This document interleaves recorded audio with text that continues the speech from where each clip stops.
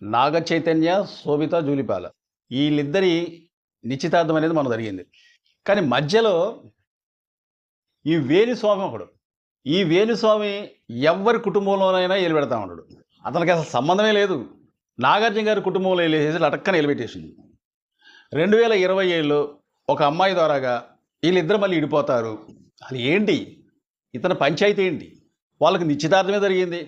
నిశ్చితార్థం జరిగిందో లేదో వెంటనే ఇతను 2027లో వీళ్ళిద్దరు ఒక అమ్మాయి ద్వారాగా విడిపోతారు, విడాకులు అయిపోతాయి. ఎవరి కుటుంబంలోనైనా కానీ ఇతను వెళ్ళి మళ్ళీ చిన్న బొన్న వాళ్ళ కుటుంబాలలో కాదు, పెద్ద పెద్ద నాయకులే కావచ్చు, సెలబ్రిటీలే కావచ్చు, వాళ్ళ కుటుంబాలల్లో లటక్కన ఎవరు పిలవకపోయినా సరే, ఎవరు ఇతను ఆహ్వానించకపోయినా సరే సడన్గా ఒక వీడియో చేసి పెట్టేస్తారు. ఎవరైనా ఒక పెద్ద మనిషి అయినప్పుడు నీకు చేతనైంది ఒక ఆశీర్వాదం పెద్దరికంగా, ఇక ఈ కుటుంబం చల్లగా ఉంటుంది, నిండా నూరేళ్ళు ఉంటారు, పిల్లా పాపలతోని చల్లగా వాళ్ళ కుటుంబం కలకలలాడిద్దని చెప్పి ఒక పెద్ద మనిషిగా ఒక ఆశీర్వాదం ఇస్తారు. మరి ఇతనేంటో అర్థం కాదు. పాపం నిన్నగాక మొన్న వాళ్ళకి నిశ్చితార్థం జరిగితే వెంటనే ఒక వీడియో చేసి ఏదో శాపనార్థాలు పెట్టినట్టుగా వాళ్ళిద్దరూ విడిపోతారు ఒక అమ్మాయి ద్వారాగా అని చెప్పేసి ఒక వీడియో చేసి పెట్టేయడం. అసలు ఇతను చెప్పింది నాకు తెలిసినంత వరకు ఏనాడు కూడా సక్సెస్ కాలే. ఏదో 1-2 ఒకదానికి మనం గురేసి కొడితే 10 రాళ్ళు అయితే కనీసం 1 రాయం తగిలింది. అలాగే ఏదో 1-2 ఉండొచ్చు, లటక్కని ఒక యూట్యూబ్ ఛానల్ దగ్గర రావటం, ఒక బాంబు వేలటం, పెద్దవాళ్ళ గురించి మాట్లాడటం, మళ్ళీ యూట్యూబ్ ఛానల్లో ఏమన్నా వీళ్ళకి ఇతనికి డైరెక్షన్ ఇస్తారో లేకపోతే ఇతనే ఈ ప్రశ్నలు అడుగు వాటికి నేను ఈ విధంగా సమాధానం చెప్తానని చెప్పేసి ఇతనే చెప్తారో అయితే అర్థమైతే కాదు. కానీ పెద్ద పెద్ద సెలబ్రిటీలలో, ముఖ్యమంత్రి స్థాయిలలో వాళ్ళను కూడా ఇతను విమర్శిస్తూ ఉంటాడు అనమాట. అంటే ఇతను జాతకం చెప్పేసినట్టుగా అలా జరిగిద్ది, ఇలా జరిగిద్ది, కొన్ని సంవత్సరాల తర్వాత తిరగా జరగవచ్చు అని చెప్పి ఇతను చెప్పిన చాలా వరకు ఫెయిల్ అయినాయి. సమంత పాపం ఆమె బతుకుతూనే ఉంది, ఇతను బతుకుతూనే ఉండు. ఏదో సినిమాలు వస్తే చిన్న చిన్న సినిమాలు ఏమైనా వస్తే చేసుకుంటున్నారు. నాగార్జున గారి కుటుంబం అనేది ఏనాడు కూడా ఒకరితో గొడవ పెట్టుకోవడం కానీ, ఒకరిని అంటం కానీ, ఒకరు తిట్టడం కానీ, ఒకరితో మాటపట్టడం కానీ ఏం జరగలే. కానీ వాళ్ళ అదృష్టం బాగాలేక సమంత, నాగ చైతన్య విడిపోయారు. విడిపోవడానికి కారణాలు అనేది మనకు కరెక్ట్గా తెలియదు. ఆమె ఏదో కొద్దిగా బోల్డ్ మన సినిమాలు ఒప్పుకొని చేస్తుంది, దా కారణం చేత విడిపోయిందని చెప్పేసి అప్పుడు కొద్ది వార్తలు వచ్చినాయి. ఇంకొన్ని వార్తలు ఏంటంటే ఒక అమ్మాయితో ఎఫ్ఐఆర్ పెట్టుకుండు నాగ చైతన్య, అందువల్లే ఆ నాగ చైతన్యాన్ని ఇడిచిపెట్టేసేసి వెళ్ళిపోయిందేమో, అందువల్ల విడాకులు తీసుకుండ్రు, ఇన్ని కోట్ల రూపాయలు ఆమె డిమాండ్ చేసింది. అప్పుడైతే చాలా వార్తలు వచ్చినాయి. సరే ఏ కారణం చేతనో విడిపోయారు వాళ్ళు. పాపం వీళ్ళు మొన్నే నిశ్చితార్థం చేసుకుంటే వెంటనే ఒక వీడియో చేసి అసలు పెట్టాల్సిన అవసరం ఏమైనా ఉందా? పెద్ద మనిషి పాపం ఇతను ఏదిలో ఒక పెద్ద ఆయన, అందరి జాతకాలు చెప్తున్నా ఉంటాడు. అదే వీళ్ళ సొంత వీళ్ళ కుటుంబంలో జాతకాలు ఎవరన్నా నెగిటివ్గా ఒకవేళ వేరే వాళ్ళు జాతకాలు చెప్తే ఇతనికి ఎంత బాధ అనిపిస్తుంది? మళ్ళీ వీళ్ళ కుటుంబంలో వాళ్ళని ఎవరిని మాత్రం ఏమనకూడదు. మొన్న జరిగిన అసెంబ్లీ ఎన్నికలలో మన తెలంగాణలో కాంగ్రెస్ పార్టీకి అసలు స్కోపే లేదు, బీఆర్ఎస్ పార్టీ కేటీఆర్ గారు ముఖ్యమంత్రి అవుతున్నారు అని చెప్పేసి బల్లా గుద్దినట్టు చెప్పిండు. కానీ లాస్ట్కి చివరికి ఏమైంది? కాంగ్రెస్ పార్టీ ఘన విజయం సాధించింది తెలంగాణలో. మరి ఇతని జాతకం అనేది ఎడిపోయినప్పుడు అలాగే ఆంధ్రప్రదేశ్లో కూడా నెక్స్ట్ 2024లో చంద్రబాబు నాయుడు, పవన్ కళ్యాణ్ పార్టీ అనేది కుదేలైపోతుంది, వాడిపోతున్నారు. మళ్ళీ రెండోసారి కూడా జగన్మోహన్ రెడ్డి గారే గెలుస్తున్నారు అన్నారు. ఎవరైతే వాడిపోతున్నారని చెప్పారో 134 ఎమ్మెల్యే సీట్లను గెలిచింది తెలుగుదేశం పార్టీ, 21 సీటుకి 21 సీటు గెలిచింది జనసేన పార్టీ. ఎవరైతే గెలుస్తారని చెప్పి జగన్మోహన్ రెడ్డి గారు ఎవరైతే గెలుస్తారని చెప్పిండో పాపం అతను చెప్పడం వల్ల ఏమో దరిద్రం పట్టుందని. జగన్మోహన్ రెడ్డి గారు అత్యధిక మెజార్టీతోనే ఎక్కువ సీట్లు గెలుస్తున్నాడు 2024లో. లాస్ట్కి చివరికి వచ్చేలాటికి 11 సీట్లతో పరిమితం అయిపోయింది. కనీసం ప్రతిపక్ష హోదా లేకుండా పోయింది. అసలు ఇతని మాట ఎవరు నమ్ముతున్నారో ఎవరు నమ్మట్లేదో. మళ్ళీ ఏమంటాడంటే పలానా రోజున పలానా జరగబోతుంది, గ్రహాలు అప్పుడు బాగా ఒకవేళ ఉన్నట్లయితే జరగబోతుంది అని చెప్తాడు. జరిగిద్ది అని చెప్పి కరెక్ట్గా చెప్పడు, జరిగిద్దేమో అని చెప్తాడు. జరిగింది అనుకోండి ఆ రోజున అతని అకౌంట్లో వేసుకుంటాడు, నేను చెప్పబట్టారు ఆ రోజు జరిగింది కదా అని చెప్పి. ఒకవేళ జరగలేదనుకో, ఆ రోజు నేను చెప్పాక జరిగిద్దేమో అని చెప్పానని చెప్పి మళ్ళీ ఆ విధంగా చెప్పి తెప్పించుకుంటాడు. ఇది ఆయన యొక్క పరిస్థితి.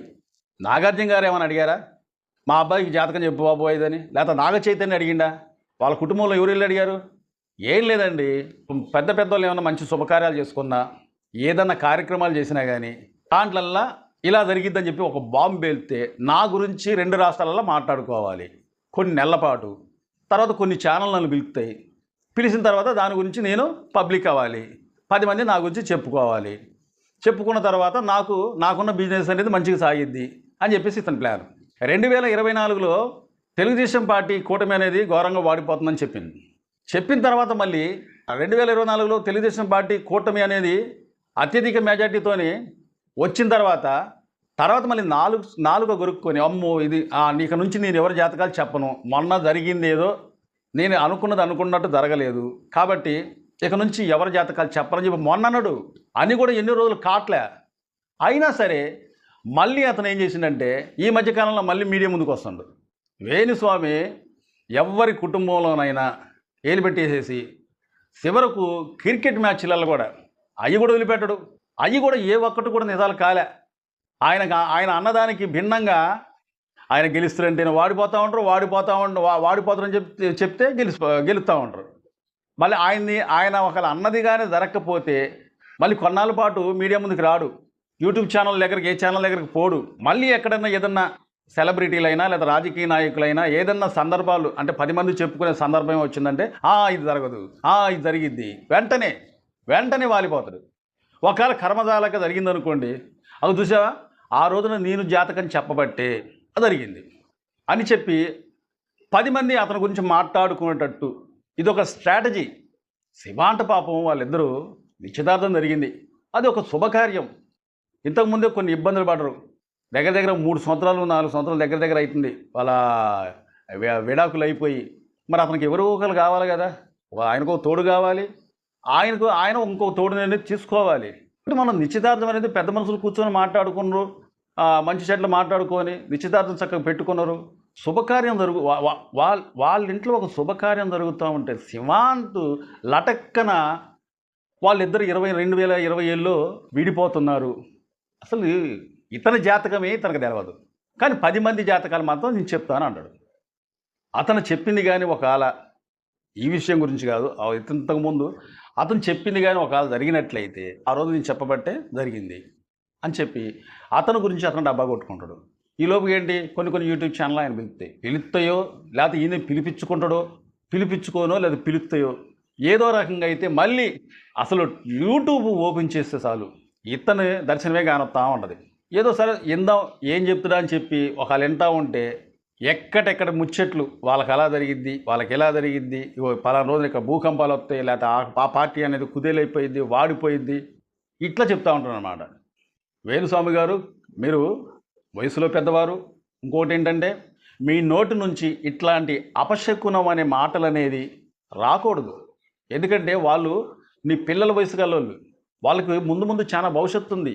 నీలాంటి పెద్దవాళ్ళు ఆశీర్వచనాలు ఒకళ్ళు తీసుకోవాలనుకుంటే మీరు ఎక్కడున్నా సరే వాళ్ళ దగ్గరికి వెళ్ళకపోయినా మీరు ఎక్కడున్నా సరే ఆశీర్వదించండి. అసలు వాళ్ళని లైఫ్లో ఇంకా బాగుపడాలి, పిల్లా పాపలతోని కలకాలం ఉండాలని చెప్పి దీవించాలి. అంతేగాని అసలు ఆ కుటుంబంలో నాకు అర్థం కాని విషయం ఏంటంటే నాగార్జున గారి కుటుంబంలోనైనా లేకపోతే అమ్మాయి వాళ్ళ కుటుంబంలోనైనా వచ్చి ఏమన్నా మిమ్మల్ని అడిగారా?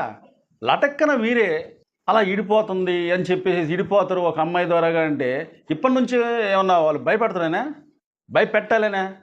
మొన్నసారి ఎప్పుడో నేను యూట్యూబ్ ఛానల్ ఓపెన్ చేసి చూస్తే వేణుస్వామి గారు ఒక మాట అంటున్నారు, పలానా రోజున జరగలేదంటే నాకు 10 లక్షలు ఇచ్చారు వాళ్ళు, అది జరగాలి అని. అది ఏదో విషయం గురించి చెప్తాను అనమాట. పలానా రోజున అది జరగలేదంటే వాళ్ళు నాకు 10 లక్షల రూపాయలు ఇచ్చారు. 10 లక్షల రూపాయలు ఇచ్చారు కాబట్టి అది జరగలేదు. వేరే వాళ్ళతోని 20 లక్షల రూపాయలు ఇచ్చి చేపించుకోండి అని చెప్పి మాట్లాడుతున్నాను అనమాట. అదేదో దాని గురించి మాట్లాడుతాను, నాకు అంత గుర్తులేదు కానీ ఈ ఒక్క పాయింటే నాకు గుర్తొచ్చింది. అంటే ఇక్కడ మీరు చేసే జపాలు, మంత్రాలు, యోగాలు వేసాంటి ఏమైనా ఉన్నట్లయితే అంటే ఎవరు ఎక్కువ డబ్బు ఇస్తే వాళ్ళకి అది సక్సెస్ అయింది అనమాట. అది వాళ్ళు ఏదన్నా అనుకుంటే నెరవేరుతుంది అనమాట. అంటే వాటికి కూడా డబ్బాష అనేది ఉందా? ఏం మాట్లాడతారండి? ఇసంటి మీ గురించి మీరు డబ్బా కొట్టుకొని మీ గురించి మీరు గొప్ప చెప్పుకొని కొంతమంది కుటుంబంలో వాళ్ళని ఇబ్బంది చేయడం అనేది మీకు అది తగదు. ఇకనైనా ఇసంటి వ్యాఖ్యలు ఏమైనా ఉంటే మానుకొని మీకేమన్నా ఈ వచ్చినట్లయితే మంచి విషయాల గురించి మాట్లాడండి. మంచి జరగాలని కోరుకోండి. అంతేగాని ఇష్టం వచ్చినట్టుగా ఎవరిని ఏదో దూషించినట్టుగా శాపనార్థాలు పెట్టినట్టుగా అలా ఆ విధంగా అంటే కొంతమంది మనసుని గాయపరిచినట్టు అయిందనమాట. ఇది ఈరోజు వీడియో. సో చాలామంది మా ఛానల్ చూస్తున్నారు, మంచి మంచి వీడియోలు మీకోసం తెస్తున్నాను. మా ఛానల్ని చాలామంది చూస్తున్నారు కానీ సబ్స్క్రైబ్ చేసుకోవట్లేదు. మీకోసం నేను మంచి మంచి వీడియోలు తేవడానికి ప్రయత్నిస్తామంట. మా వీడియో నచ్చితే సబ్స్క్రైబ్ చేసుకోండి. మరో వీడియో కోసం ఎదురు చూడండి. Thank you.